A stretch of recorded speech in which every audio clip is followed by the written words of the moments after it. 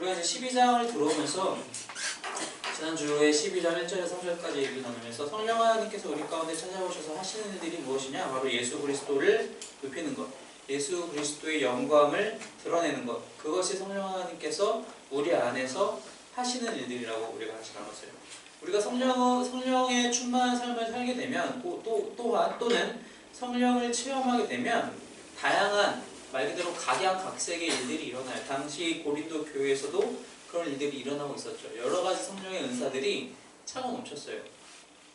그리고 그러한 일들을 겪게 되는 고린도 교회 교인들은 이게 한편으로는 신기하고 한편으로는 재밌고 한편으로는 좀 뿌듯하면서 그게 조금씩 차고 넘치다 보니까 교만과 자만으로까지 이어지게 된다는 거예요. 왜냐하면은 그들이 이방신전에 가게 되면 이방신전에서 이렇게 어떤 신적인 초월적인 체험을 하는 사람은 정해져 있잖아요. 무녀들이나 혹은 그 이방신전의 제사장이나 그런 사람들이 어떤 신적 체험을 하고 그것에 대해서 자기들에게 어떤 신탁 같은 것들을 전달해주는, 그래서 받은 것을 듣기만 하고 나에게 오늘의 신탁은 이렇게 했어, 동쪽으로 가지 말래, 뭐 이런 얘기들만 듣고 살아간다는 거예요. 그런데 그런 상황에서 교회에 와보니 성령을 체험하고 상당히 많은 수의 사람들이 이런 신적인 체험들을 하고 있다는 거예요. 겪어봤다는 거예요. 그러니까 과거에는 자신들이 우상을 섬길 때에는 소수의 특정한 사람들만 그랬다면 교회에 와서 보니 대다수의 사람들이 이런 체험을 하고 있고, 그러다 보니까 자기들이 어떤 우월감, 영적인 우월감을 갖게 되는 그런 오류에 빠졌다는 겁니다. 그래서 그런 상황에서 사도 바울은 얘기하면서 너희들 개인의 영달을 위해서 성령 체험을 하나님께서 주신 것도 아니고 성령의 은사들을 나타나게 하신 것도 아니다. 무엇이냐? 예수 그리스도를 높이기 위해서, 예수 그리스도의 영광을 위해서, 그것을 드러내기 위해서 너희들에게 성령 체험도 받게 하시고 너희들에게 성령의 은사도 주시고 너희들에게 성령 충만한 삶도 살게 하시는 것인데 너희가 잘못 알고 있다. 그렇게 얘기를 했어요. 그러면서 이제 오늘 본문으로 넘어오면서 이제 계속해서 같은 이야기가 이어지는데, 오늘 본문을 우리가 방금 읽어보셔서 아시겠지만 반복되는 이야기가 있어요. 그죠? 무엇은 여러 가지이지만 무엇은 같다, 혹은 무엇은 하나다. 그게 4, 5, 6절에서 반복이 됩니다. 그리고 7절에서 결론을 내요. 뭐라고 결론을 내냐면은 각 사람에게 성령을 나타내심은 유익하게 하려 하심이라. 이게 오늘의 결론이에요. 그럼 도대체 누구를 유익하게 하려고 하는 것이냐? 우리가 방금 얘기했다시피 1절에서 3절까지 분명히 얘기하기를 각 개인을 유익하게 하려고 하는 것이 아니라고 분명히 얘기를 했단 말이에요. 그럼 누굴 유익하게 하느냐? 하나님을 유익하게 하는 것이냐? 아니요, 그렇지 않아요. 왜 그렇지 않느냐? 사람은, 피조물은 절대로 하나님을 유익하게 할 수가 없어요. 하나님이 누구 때문에 내가 유익함을 받았어 라고 하실 만한 존재이신가요? 아니에요. 하나님은 스스로 완전하신 분이세요. 어떤 필요가 있으신 분이 아니에요. 그런데 한 개인이, 한 피조물인 한 사람 한 개인이 하나님을 유익하게 할 수 있냐? 그렇지 않아요. 우리가 감히 그렇게 표현할 수가 없죠. 그럼 여기서 얘기하는 것은 무엇이냐? 바로 교회를, 그리스도의 몸된 교회를 유익하게 하려 하심이라 바울이 이 이야기를 했다고 볼 수 있다는 겁니다. 각 사람에게 성령을 나타내심은 교회를, 그리스도의 몸된 교회를 유익하게 하려 하심이라. 어떻게 그게 가능하냐? 우리가 이제 그 얘기를 해봐야 한다는 것입니다.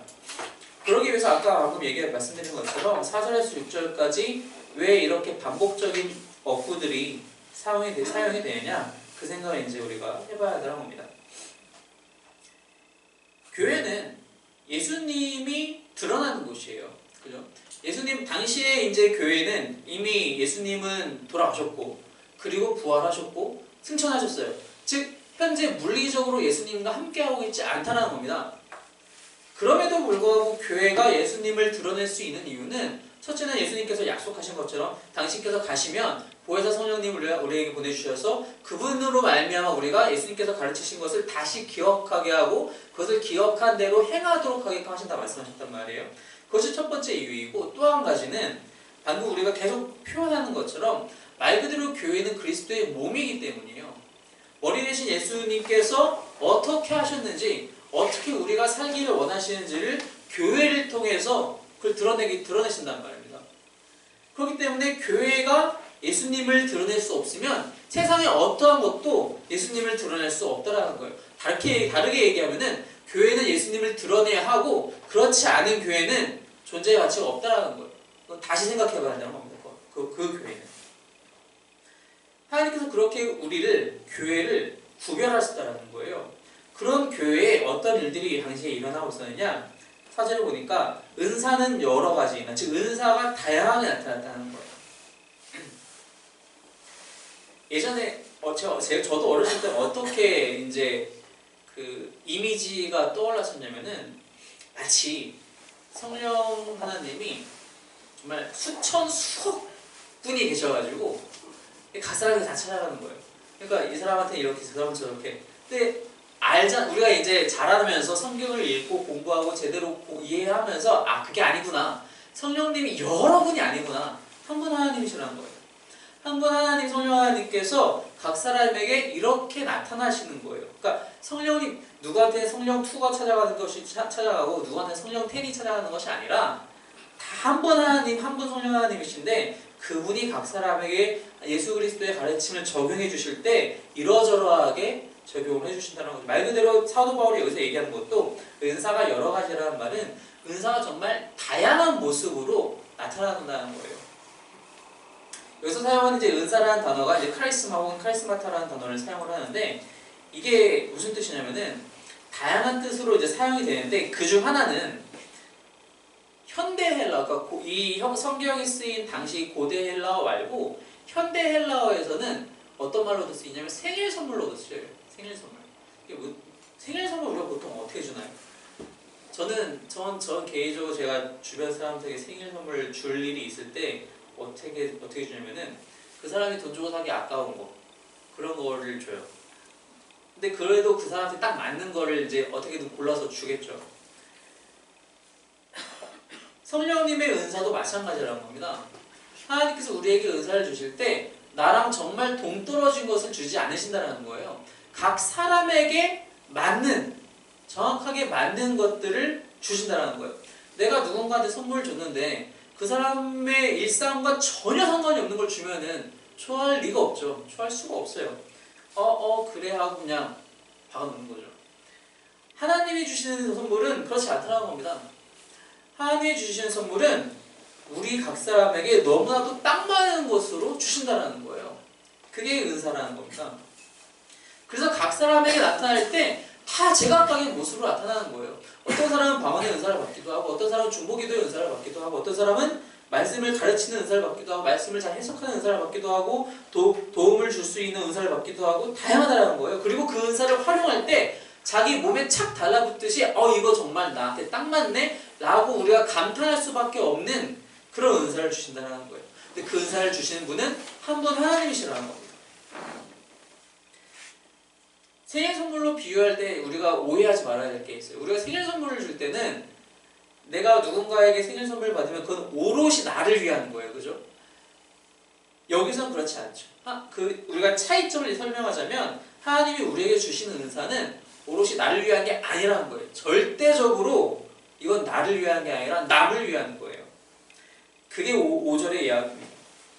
직분은 여러 가지나 주는 것 같으며 그래서 이제 직분이라고 얘기를 했는데 이게 예전 개역 성경에서는 아마 직임이라고 되어 있을 거고요. 새 번역에 가서 보면은 이게 직분이 아니라 섬김 혹은 이런 식으로 이제 표현을 하고 있어요. 무슨 얘기냐면은 이 5절을 우리가 그냥 눈으로만 대충 쑥 읽으면은 그래 직분은 여러 가지가 있지. 교회는 집사도 있고 권사도 있고 장로도 있고 목사도 있고 전도사도 있고 직분은 다양하지. 그게 아니라 한 사람에게 각각의 사람들이 할 수 있는 섬김의 모습이 다양하다는 겁니다. 왜요? 받은 은사가 다양하니까요. 받은 은사가 다양하기 때문에 그 은사를 통해서 우리가 할 수 있는 다양한 섬김들이 존재한다는 거예요. 그리고 우리는 그것을 잘 찾아서 해야 한다는 겁니다. 이 직분이라는 단어 역시 헬라어가 디아코니아이라는 단어인데 이게 이제 나중에 영어로까지 오면서 디콘, 그러니까 집사를 우리가 영어로 디콘이라고 하잖아요. 거기까지 단어가 이제 나타나는데 이게 무슨 뜻이냐면은 우리가 서로 간에, 그러니까 교회 안에서의 서로 간에 혹은 교회 밖으로 나가면 우리의 이웃들을 향해서 집사가 되어야 된다는 거예요. 집사가 무슨 일을 하나요? 우리가 좀 대저택에 가면은, 우리가 영화나 드라마에서 보면은 대저택에 어떤 손님이 가면은 문을 열어주는 게 집주인이 열어주는 게 아니에요. 집사가 열어줘. 집사가 딱 열어줘. 아, 오셨습니까? 누구누구씨 뭐 주인님이 기다리고 계십니다. 뭐 차 좀 드시겠습니까? 이렇게 다 해주잖아요. 그죠? 그게 집사예요. 우리가 하나님의 종으로서 이런 집사의 역할을 다른 사람을 위해서 해야 된다는 겁니다. 그 다른 사람은 교회 안에 형제자매일 수도 있고 교회 밖에 다른 사람일 수도 있어요. 아직 하나님을 알지 못하는 사람들일 수도 있고 나의 가족일 수도 있고 제한이 없어요. 그런 의미에서의 직분이라는 단어를 사용하고 있는 거예요. 그런 의미에서의 사도 바울은 그 섬김의 의미에서의 이야기를 하면서 동시에 하고 있는 이야기가 무엇이냐? 그렇다면 우리가 은사를 받을 때 이유가 무엇이냐? 내가 이것을 갖고 자랑하기 위함이 아니라 이것을 가지고 어떠한 태도로 이것을 받아들여야 하느냐? 방금 얘기했듯이 섬김이라는 것은 상당히 태도가 중요해요. 그죠? 우리가 예를 들어서 이런 겁니다. 오늘 누가 교회에 처음 오셨어요. 교회 처음 오시면은 이제 저 입구로 딱 들어오셔서 갈팡질팡 하시겠죠. 내가 어디에 앉아야 되나? 뭐 주보는 어디 있는가? 내가 헌금을 지금 내야 되나? 혹은 뭐 나중에 헌금창에 따로 있나? 성경책을 내가 깜빡하고 안 갖고 왔는데 어떡하지? 다양한 상황이 발생해요. 그것을 딱 사람이 누군가 발견을 했으면은 여기 주보도 있고요, 성경책도 여기 있고요, 우리는 교회 헌금을 예배 들어오기 전 먼저 합니다. 미리미리 다 알려드릴 수가 있어요, 그죠? 근데 그런 게 우리가 그렇게 할 때 어떠한 마음으로 하나요? 이분이 좀 잘 모르는 부분이 있으니까 처음에는 당연하지, 그러니까 내가 잘 알려드려야지 라는 마음으로 하나요? 혹은 넌 정말 무식하구나, 정말 멍청하구나, 어떻게 이런 것도 모르지? 야, 내가 알려줄게, 이런 마음으로 알려주나요? 아니에요. 우리 후자의 마음으로 하지 않아요. 우린 전자의 마음으로 당연히 처음 오셨어요, 당연히 모르시죠. 그럼 내가 뭐라도 도움이 되어드려야지 라고 생각한단 말이에요.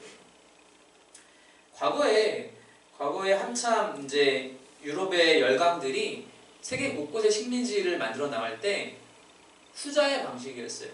자기들이 은혜를 베푼다는 마음이었어요. 그래서 너희들은 미개하니까 우리들의 문화를 받아들이고 우리들의 통치를 받아야 돼 라는 마음이었단 말이에요. 이거는 선물을 주는 게 아니에요. 겉으로 보기에는 뭔가 다양한 선물들을 들고 가서 뭐 이렇게 뿌려주는 것 같지만, 생전 처음 보는 식량들도 뿌려주고 생전 처음 보는 농기구들도 뿌려주는 것 같지만 그거는 선물이 아니에요. 그건 섬김이 아니란 겁니다. 그건 마치 내가 너희들한테 은혜를 베풀어 줄게 라는 마음가짐이라는 거예요. 사도 바울이 여기서 하고 싶은 이야기는 무엇이냐? 너희가 받은 은사가 있는데 그 은사를 어떠한 태도로 받고 어떠한 태도로 활용해야 되느냐? 너희들이 은혜를 끼친다고 생각하지 말고 너희가 받은 은혜를 가지고 너희의 윗사람에게 섬기듯이, 상전에게 섬기듯이 그러한 태도로 섬겨야 한다라고 그 마음의 태도를 이야기하고 있다는 겁니다. 현대교회에서 가장 큰 문제 중에 하나가 이 직분에 대한 잘못 이해라는 거예요.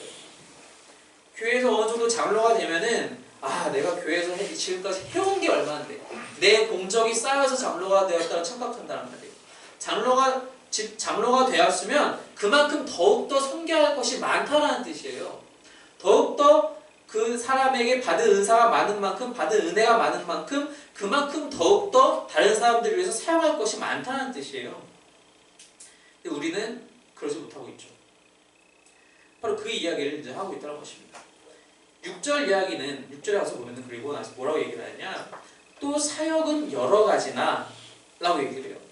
여기서 말하는 사역도 사실 우리가 이게 한글로는 조금 생각하기 힘들어요. 왜냐면 우리가 사역이라고 생각을 하면은, 얘기를 하면은 꼭 뭔가 어떤 특정한 목록이 있어서 그 일 그대로를 내가 해내야 되는 그런 사역, 말 그대로 그런 것들을 생각을 해요.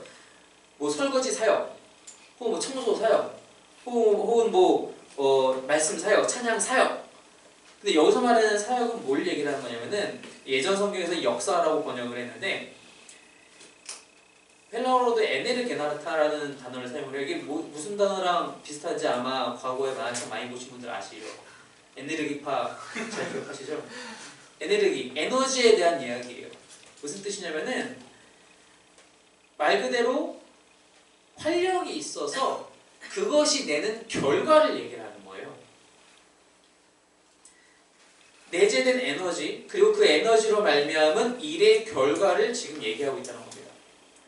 4절에서 우리에게 왜 은사를 주시느냐, 어떤 은사를 주시느냐, 우리에게 딱 맞춘 은사를 주시고, 그럼 그 은사를 받은 사람은 어떠한 태도로 이것을 받고 나눠야 되느냐, 우리가 섬기는 마음으로, 나에게 은혜로 거저 주신 것이니 내가 그것을 섬기는 마음으로. 그리고 6절에서 이 사역에 대해서 이야기하면서 그렇게 우리가 섬겼을 때 분명히 일의 결과가 나타나야 한다는 겁니다. 나타나지 않으면, 그것이 실제로 역사에서 나타나지 않으면 소용이 없다는 거예요. 나는 그렇게 섬긴 줄 알았는데 그게 섬김이 아닐 때가 많다는 거예요. 내가 이 정도 했으면 됐겠지라는 마음은 절대 우리에게 있어서 안 된다는 겁니다. 그것이 일의 결과로 확실하게 나타나야 한다는 것입니다. 그것이 어떻게 나타나요? 사도 바울이 이제 다른 곳에서 분명히 갈라디아에서 얘기한 것과 마찬가지로 성령의 열매로 나타나겠죠. 우리는 은사에 치중하다 보면은 열매를 도외시할 경우가 많이 있어요. 은사는 시작이에요. 열매가 결과입니다. 우리가 은사를 받았으면 그것이 열매로 귀결이 돼야 돼요. 그렇지 않고 중도에 멈췄다? 그거는 사역이 아니라는 거예요.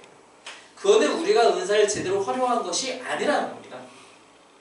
그리고 이 모든 것들을 이루어 가시는 분은 성령 하나님이시고 예수님이시고 그리고 모든 것을 모든 사람 가운데서 이루시는 하나님이시라는 겁니다. 한 분 하나님께서 이 모든 것들을 다 이루고 계신다는 거예요.